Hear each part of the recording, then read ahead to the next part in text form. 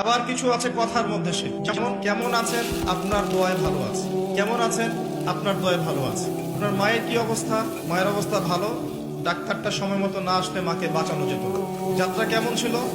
Journey খুব ভালো ছিল, ড্রাইভার অনেক ভালো ছিল, ড্রাইভারের দক্ষতায় অ্যাক্সিডেন্ট থেকে নিশ্চিত অ্যাক্সিডেন্ট থেকে বেঁচে গেছে। আমি না থাকলে কাজটা হতো না, ভাগ্যিস আপনি ছিলেন, না হলে আমার এই বিপদ থেকে রক্ষা হতো না। প্রচুর কথা বলতে গেলে সারা রাত চলে যাবে, কথার মধ্যে বেশি শিরক হচ্ছে।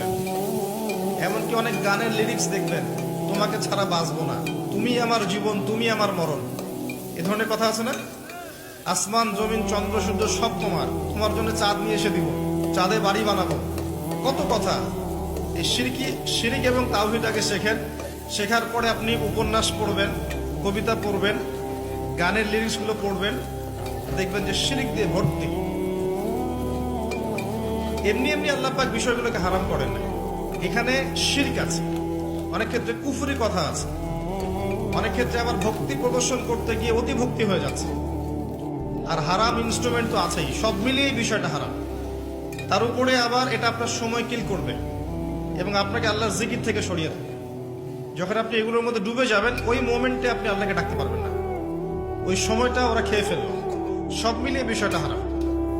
তো এরকম কথায় অনেক শিরক হয়।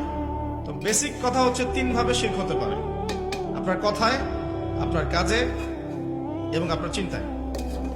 কথা, কাজ এবং চিন্তাকে বিশুদ্ধ করতে পারলে তাওহীদ প্রতিষ্ঠা হবে, এবং তাওহীদের উপর থাকলে পরেই উম্মার কল্যাণ আছে। আল্লাহ পাক আমাদেরকে তাওহীদে থাকার তৌফিক দান করুন। যারা শিরক মুক্ত অবস্থায় কবরে চলে যাবে ইনশাআল্লাহ, তারা উত্তর দিতে পারবে যে রব্বি আল্লাহ, আমার রব হচ্ছেন আল্লাহ। যখন দ্বিতীয় প্রশ্ন করা হবে মা দীনুক, দুনিয়াতে যারা দিন ইসলামকে ঠাট্টার ছলে গ্রহণ করেছে, হাসি তামাশা, ইসলামের কিছু অংশ ভালো লাগে গ্রহণ করেছে, কিছু অংশ ভালো লাগে